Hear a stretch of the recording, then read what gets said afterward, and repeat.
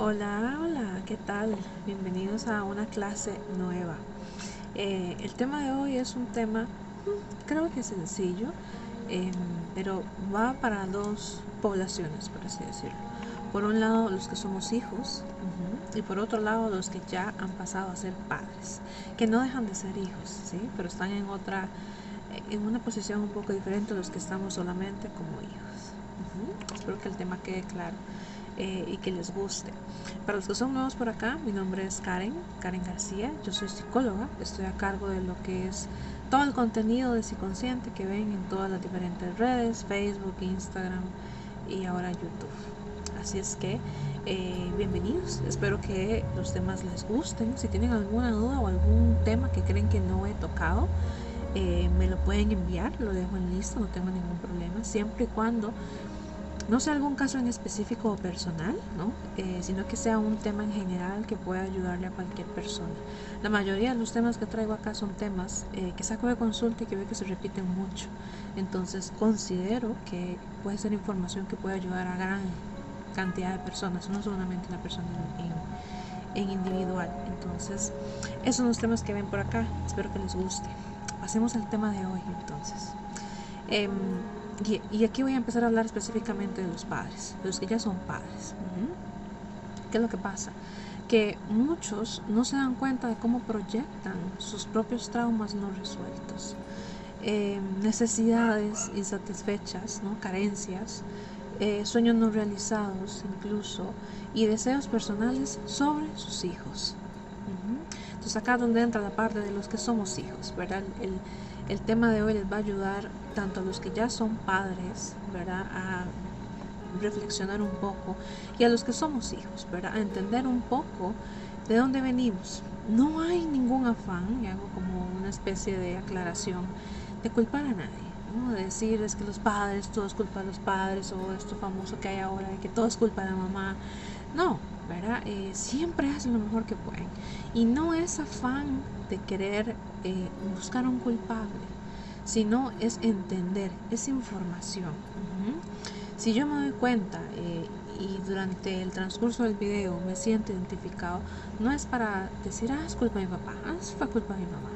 No, es entender, mira, ya entiendo de dónde viene este rasgo mío, ya entiendo por qué mi mamá insiste tanto en tal tema, por qué mi papá insiste tanto en tal tema, y entender que entonces no es algo 100% mío, sino que es algo depositado. Entonces, cuando yo lo entiendo, puedo decidir qué hacer con eso. ¿Lo quiero dejar? ¿Me ha servido? ¿Me ha ayudado? ¿O no? Y si estoy en la posición de padre, entender, mira, no me había dado cuenta que estaba depositando esto en mi hijo. Como una forma de proyección, como una forma una forma indirecta de satisfacer o de obtener lo que yo no tuve. Y como le decía hace poco a una paciente, no es lo mismo. No es lo mismo que si yo, por ejemplo, Karen, como hija, nunca tuve un tutú. Niña nunca tuve un tutú.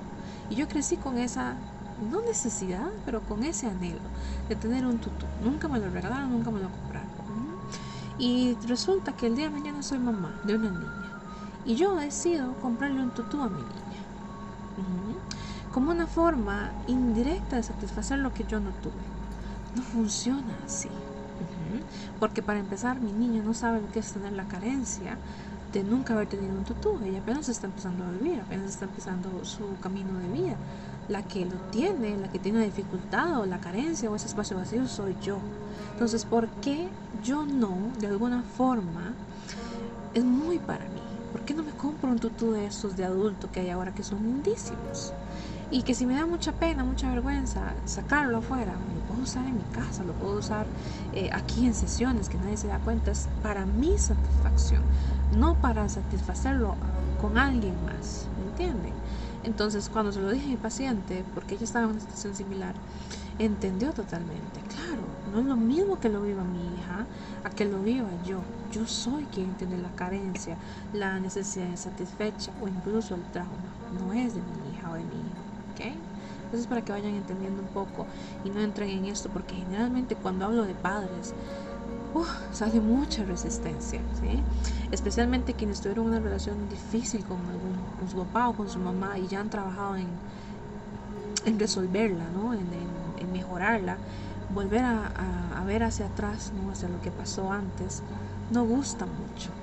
Entonces, abran un poquito la perspectiva, ¿no? Hagan zoom out y no zoom in, para poder entender el tema. No es buscar culpable, no es buscar responsable, no es señalar a nadie, es entender, conocer, ¿ok? Entonces es muy común que los papás enmarquen esto o traten de justificarse, ¿no? También pasa mucho con el tema de la educación. Como tener altas expectativas, ¿no? O querer lo mejor para ellos, ¿no? Y muchas veces escuchamos esto de que yo no tuve, ¿cierto? O enseñarles respeto, por ejemplo, o enseñarles valores. Son justificaciones que usamos o que incluso escuchamos para hacer por ellos lo que yo no tuve o darles lo que yo no tuve. Entonces la mayoría de las veces esto sucede como resultado de que los padres no son conscientes de sus desencadenantes internos y las respuestas automáticas, mientras que tampoco comprenden la importancia de ayudar a sus hijos a desarrollarse como su propia persona. Y aquí es donde muchos papás, mamás se confunden, ¿verdad? Y creen que los hijos son una extensión de ellos y tienen mucha dificultad para ver a los hijos como algo individual, como una persona individual. Por ejemplo, en la adolescencia, cuando se empiezan a diferenciar de sus papás, cuando ya tienen sus propios gustos, su propio grupo de amigos, sus propias creencias, chocan mucho, ¿verdad? Y los papás sienten como que están perdiendo algo. En realidad es parte del proceso de construcción de quién soy, quién quiero ser en este mundo. Mi mamá y mi papá creen en esto, yo quiero creer en eso también. ¿Cómo me hace sentir eso a mí? En mi círculo de pertenencia, ¿cómo se ve ese tema? Entonces, yo como papá, lo que quiero es acompañar el camino de mi hijo, no que sea una continuación de mi historia o de mi vida, ¿verdad? Porque entonces yo voy a empezar a meter, a manipular o a influenciar por ciertas direcciones, ciertas elecciones, ciertas decisiones, ciertos gustos, ciertas preferencias, y estoy anulando la persona que es esa persona, para la redundancia.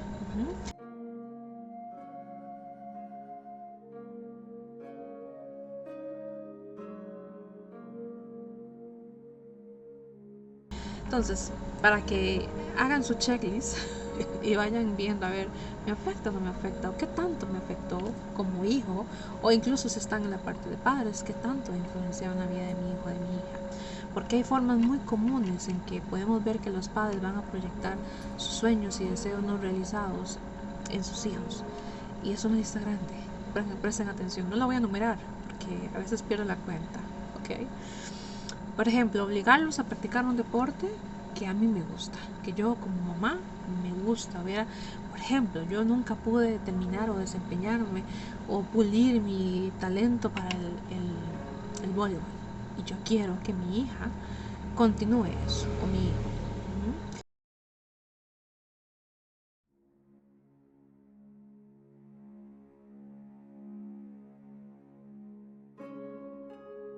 Querer que sean inteligentes o esperar que sean inteligentes, ya sea porque yo no lo tengo o porque yo también soy inteligente. Aquí vamos a ver si es una continuación o si es más bien algo que yo no tuve. Vamos a ver estas dos líneas.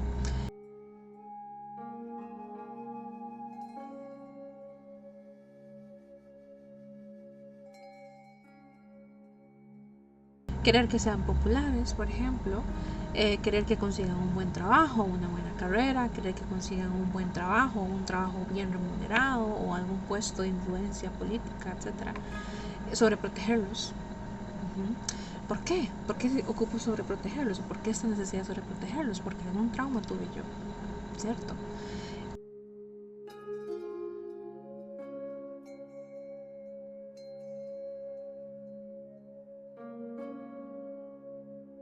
Compartir demasiado, buscar apoyo y validación emocional constante,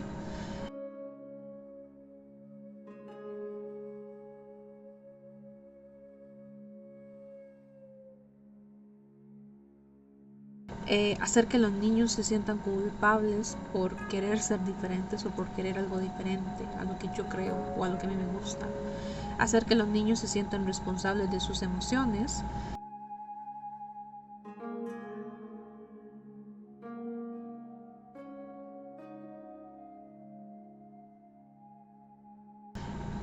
reaccionar exageradamente ante los errores de los niños, disciplinarlos por la fuerza, criticarlos y juzgarlos, poner a los niños en situaciones en las que no pueden ganar, o sea, sobreexigirles demasiado o incluso brincarme ciertas etapas del desarrollo.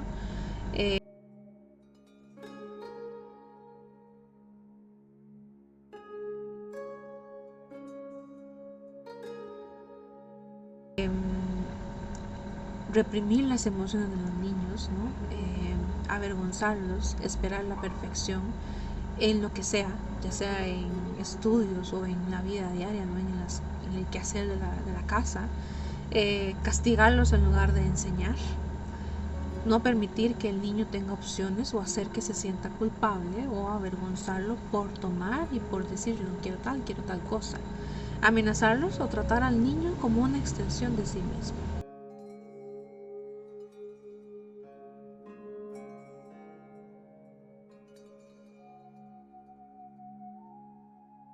Estos son solo ejemplos, son las formas más comunes en que yo veo en que los padres se están proyectando sobre sus hijos. Y a ver, creo que es muy difícil no ubicarse en esta lista, ¿cierto? Algunos cumplimos eso, ¿verdad? Lo llevamos a la vida adulta, algunos lo cumplimos un periodo de tiempo, ¿cierto? Como el tema de los estudios, por ejemplo. Pero si se dan cuenta, aquí también hay temas de personalidad, no solamente de estudio, no solamente de trabajo o de inteligencia, sino temas emocionales, temas de qué persona espero yo que sea mi hijo o mi hija. Entonces, como padres, y esto es lo más difícil de entender, ¿no? Nuestro trabajo no es moldear a los hijos, no es tomar mi idea, mi vida, lo que yo viví, y calcarlo, ¿no? Llevarlo a una copia exacta, sino brindarle seguridad y apoyo para que puedan convertirse en quienes elijan ser. Y esto es lo difícil para los padres aceptarlo, ¿no? ¿Qué pasa si, hablemos de un ejemplo, con el tema de las preferencias de pareja, ¿no? O las preferencias sexuales? ¿Qué pasa si yo esperé, por ejemplo, o me imaginé a mi hija ver que se casara con un hombre y resulta que no le interesan los hombres, le interesan las mujeres, ¿verdad? Que es un tema que no tiene nada que ver con la economía, no tiene nada que ver con la inteligencia, con una carrera, sino con una elección personal, ¿no? Eh, ¿Cómo me voy a sentir yo? ¿Verdad? Y es muy difícil tratar de creer que me tengo que preparar para todos los escenarios, sino es meramente aceptar. No es mi trabajo moldear y enseñarle y decirle que eso está malo, sino es brindarle seguridad y apoyo para que pueda transitar ese camino, ¿no? Lo que vaya a necesitar cuando elija aceptar eso, por ejemplo. Cuando elija salir, como le decían hace tiempo, salir del closet, ¿no? Los padres no se dan cuenta de la frecuencia con que interfieren en el desarrollo de sus hijos. De nuevo, no se limiten nada más a un tema de elección de carrera, a un tema de inteligencia, a un tema de economía, va mucho más allá. Con esto apenas estoy tocando la superficie de la profundidad del impacto en las relaciones padre-hijo. Y hay una serie, por supuesto, de otros factores que influyen en el desarrollo, pero ahora estamos hablando únicamente de qué es padre-hijo. ¿Okay? Es la manera más simple.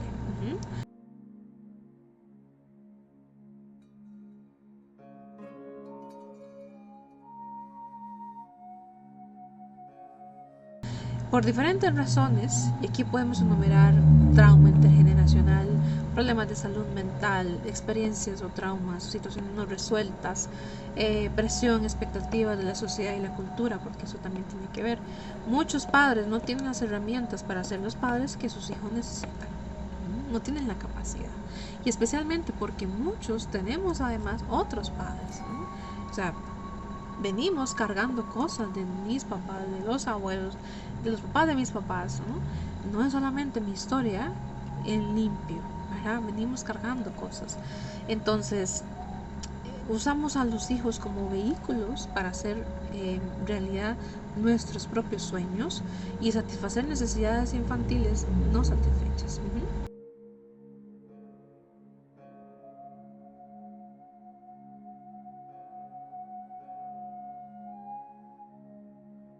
Entonces, por ejemplo, muchos padres infunden miedos en sus hijos que no son de sus hijos, que son experiencias que ellos vivieron. Eh, y está bien prepararse, ¿no? Obviamente, de nuevo, lo acabo de mencionar, no puedo pretender prepararme para todo lo que la vida pueda tener, pero tampoco puedo pretender que mi hijo o mi hija va a vivir exactamente lo que yo viví. Considero que es más acompañar, y según lo que vaya sucediendo, lo que vaya viviendo mi hijo, poder darle las herramientas, y si no puedo, buscarlas, ¿verdad? No tenemos que estar preparados para absolutamente todos los escenarios, ¿no? Muchos critican y juzgan porque también ese es el lenguaje que aprendieron, que es más fácil, ¿verdad?, señalar, avergonzar, humillar, que acompañar, que aprender al lado de mi hijo. No solo algunos desean ser amados por sus hijos, ¿verdad?, sino que los avergüenzan por no amarlos como ellos necesitan, ¿verdad? Aquí donde viene el tema de mi hijo es así, mi hijo no es una persona afectuosa, por ejemplo, o no le gustan los besos, y a mí me gusta que me demuestren el amor con besos, ¿verdad? Es aceptar, bueno, mi hijo es diferente, tiene otras formas de demostrar afecto. Claro, acá es donde entonces yo no soy consciente de mis detonadores y de cómo el comportamiento de mi hijo me está haciendo sentir, ¿sí?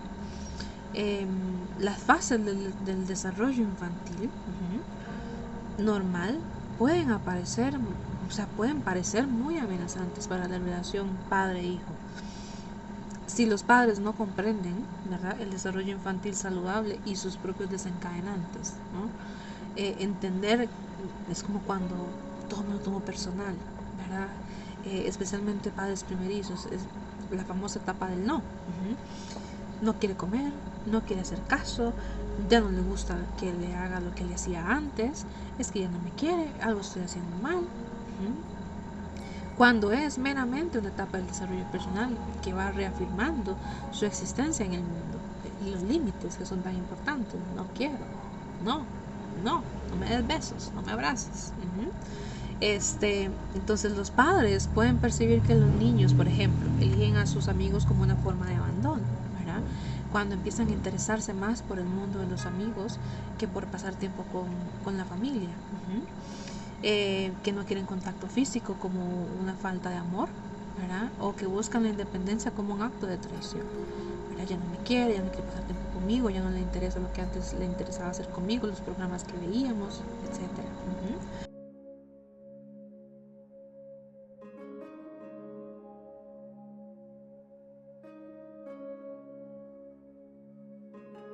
Entonces los padres que sienten vergüenza incluso por su propio cuerpo, digamos, si yo tengo una relación difícil con mi cuerpo,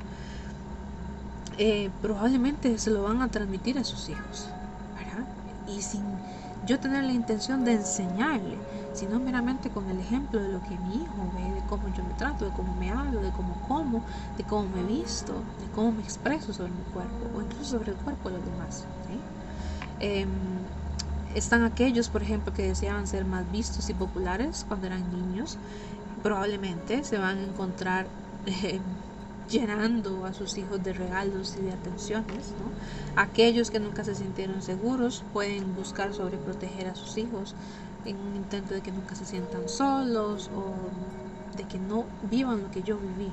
De nuevo, estoy usando como un modelo mi vida y lo que yo viví, ¿cierto? Aquellos a quienes nunca, por ejemplo, se les mostró afecto físico pueden demostrarlo tanto a sus hijos que esos se sientan culpables por sentirse asfixiados o por en algún momento preferir a sus amigos y no pasar tiempo o el fin de semana con sus papás, por ejemplo, con su mamá, ¿no? Otros padres pueden convertirse en cuidadores, que esos son los casos más tristes, haciendo todo lo que sus hijos necesitan o rescatándolos constantemente de las consecuencias naturales, o incluso hay niños que llegan a enfermarse tanto con tal de que su papá o su mamá tengan a quien cuidar. Hay una película muy interesante al respecto que es Camino, así se llama, Camino, no sé en español, es mexicana si no recuerdo. La niña satisface al 100% el deseo de la madre y vive eternamente enferma. incluso está internado en un hospital porque ya no es funcional. Pero cuando le hacen exámenes, cuando le estudian, no hay absolutamente nada. O sea, no tiene cura porque no hay ninguna enfermedad, pero ella está enferma. Está cumpliendo al 100% el deseo de su madre de tener a quien cuidar, de alguien que nunca la deje, de alguien que le dé un sentido a la vida de su mamá. Así de literal puede tornarse la situación. Casos, por ejemplo, de alcohólicos que se vuelven inútiles ante la vida, pero que necesitan de su papá o de su mamá y del cuidado constante. Y uno dice, pero es que no sale, y se ha intentado absolutamente todo. Hay algo que está cumpliendo esa persona, un deseo. Claro, eso es algo muy profundo, muy inconsciente, ¿verdad? Pero por darles ejemplos. Otros pueden poner la barra tan alto para sus hijos que esto simplemente nunca lo van a alcanzar, nunca van a llegar ahí. En esa situación, tanto los padres como los hijos inevitablemente van a sentir que han fracasado tanto como hijos como padres. Entonces, en realidad es como volver al punto inicial, ¿verdad? Intentar que mi hijo, que mi hija cumpla o satisfaga lo que yo no tuve, lo que yo no viví, lo que a mí no me dieron, de alguna forma me va a llevar al fracaso. Porque como lo dije al principio, no se siente igual. No es lo mismo que lo experimente mi hijo que lo experimente yo. Y aquí es donde venimos al tema de trabajarme, conocer cuáles son mis necesidades insatisfechas, cuáles fueron las carencias de mi infancia, qué no tuve, qué me hubiera gustado tener más, y ver alguna forma, el famoso reparenting es esto. ¿Cómo puedo darme lo que yo no tuve en mi infancia? Y yo sé que no se satisface al 100%. Y es un trabajo continuo, no es como que, no es tan sencillo como comprarme la falda de tutú y ya. Eso es meramente un ítem que no tuve y que me genera mucha ilusión. Pero, por ejemplo, ¿qué pasa si yo no tuve una madre amorosa? Yo tengo que convertirme en esa madre amorosa. Y no es un día, no es en el desayuno, no es en la noche, es a lo largo del día. Y es un ejercicio constante, de nuevo, no es algo de una vez. Y no es algo que me va a salir tan fácil porque nunca lo tuve o no en la medida en la que yo lo hubiera querido tener. Entonces el esfuerzo es constante. Pero pretender que sea mi hija quien venga a darme lo que yo no tuve, el amor de mamá que yo no tuve, es irrealista para empezar. Y no es trabajo de ella, es trabajo mío idear cómo satisfago aunque sea una parte de eso. Es preferible tener algo, una sensación, una idea, a no tener nada, tener un vacío total.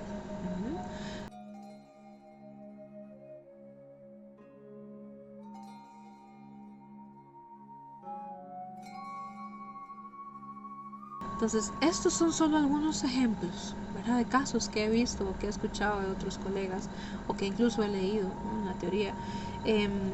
Y el equilibrio se encuentra en el medio, ¿no? Ya hemos hablado que el tema de la salud y el bienestar está en el equilibrio, en el medio, donde estamos guiando a nuestros hijos, pero no imponiéndole nuestras ideas. Claro, acá es una línea muy fina, ¿verdad? Porque hay un tema también de valores, ¿no? Vivimos en una sociedad con reglas y normas. Y en algún momento no es imponer ideas, pero sí es guiar sobre el bien y el mal, ¿no? Sobre qué significa ser una buena persona, de nuevo, el bien y el mal, ¿no? Donde brindamos seguridad, pero no infundimos miedo. Donde brindamos amor, pero no enredos o codependencia, ¿no? Donde brindamos retroalimentación y no críticas. Los padres no necesitan ser perfectos. Cuando tengo padres primerizos, esa es una cuestión, ¿no? No quieren equivocarse, no quieren meter la pata y se sienten muy presionados.